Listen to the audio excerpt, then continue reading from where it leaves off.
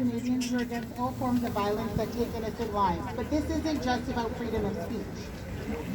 I'd like to remind our leaders that it is your responsibility to maintain civil peace, as well as preserve social harmony by respecting religions, to avoid strife and not fuel conflict in the name of freedom of expression. Obviously, Macron didn't get the memo. This recent campaign to attack and to vilify our prophet, peace be upon him, has taken Islamophobia to a new level. And we stand firmly against the attack on Islam and our prophet, peace be upon him. We're also standing against the discrimination and marginalization of the Muslim community in France, and we strongly condemn the senseless murders in France. There is nothing that justifies such murder and violence, and freedom of expression is not freedom when Muslims are oppressed. The oppression of one group is a precedent for the easy oppression of other groups, and before we know it, state-sponsored hate against any group in all of its forms of violence, all citizens end up suffering. And recognize that this is not far from home, as nation leaders are now engaged in this dialogue, including Canadian politicians. Prime Minister Trudeau recently, in his response to Emmanuel Macron's statements, maintains that terrorism or not, we must continue to be able to character our prophet. And our Prime Minister said he would always defend freedom of expression, but it isn't without its limits. In a pluralistic, diverse, respectful society like ours, we must be aware of the impact of our words, of our actions on others, and particularly these communities and populations who are going to experience enormous discrimination. Speech shouldn't injure in an arbitrary or unnecessary manner, and we thank our Prime Minister for those comments. Jagmeet Singh, the NDP leader, argued that freedom to express our thoughts is not the freedom to deliberately create division and hatred. And we also thank him. I'm very concerned, though, with our Conservative leader, Aaron O'Toole's comments. So on the other hand, in his recent video, he said that this was another Islamist attack, another attack on our values and our freedoms. And if France is attacked, then we're all attacked. And here in Canada, we will fight to create a country proud of its principles, its openness, and its freedom of expression. And I asked Aaron O'Toole, what values are those? In Section 319(1) of the Criminal Code, it makes it an offense to communicate statements in a public space which incite hatred against an identifiable group where it is likely to lead to a breach of the peace. And you can go to jail for up to 2 years for that. So I'd like to remind him that here in Canada, hate speech is not one of the values that we uphold. We are also a society that doesn't uphold violence, and these are Muslim values, and these are Canadian values. And no person who loves Allah, or God in English, and his messenger can be completely unaffected by the insults towards the Prophet, peace be upon him, and how he's been drawn and portrayed and ridiculed, particularly to look. He's been made to look angry, barbaric, violent, and regressive, and we all stand against that.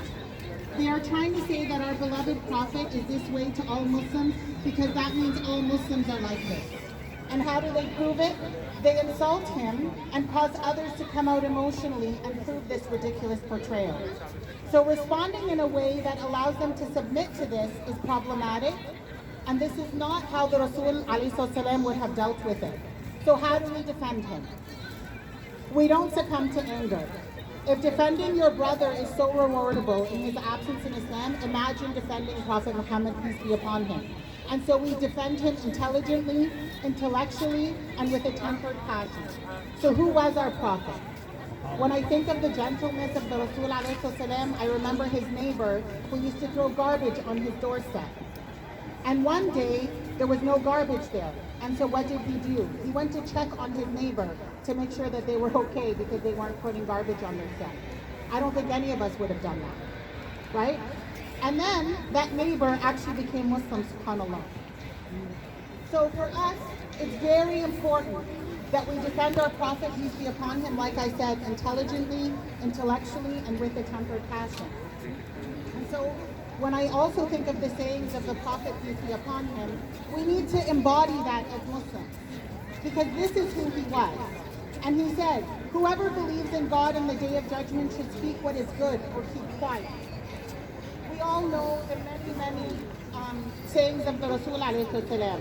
Show mercy to those who are on earth, and the one who is above in the heavens will show mercy to you. Whoever is deprived of gentleness is indeed deprived of all goodness. Do not regard any acts of kindness as insignificant.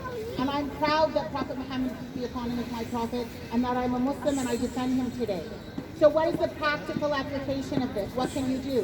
One is you're here at the rally. And there will be rallies all across the country, inshallah, to show our defense of Prophet Muhammad, peace be upon him.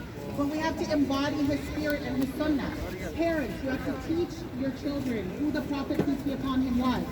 And you as kids and all of us as adults have to live and model that behavior.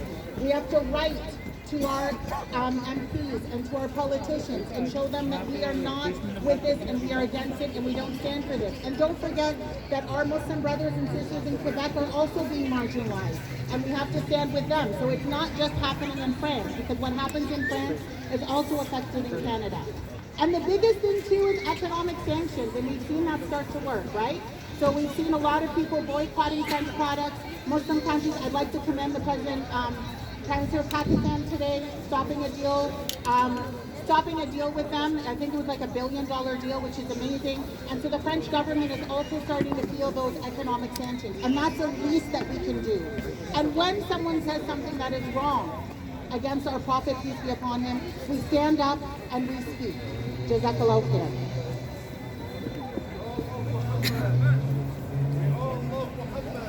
Who do we love? Who do we love?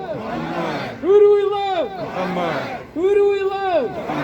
What do we ask for? What do we ask for? Respect. What do we ask for? Respect. Assalamualaikum. All right, up next, Jazakallah Sister Rania for that wonderful reminder. Again, one more reminder for maintain social distance, physical distancing, please. I'm going to ask our next speaker to come up.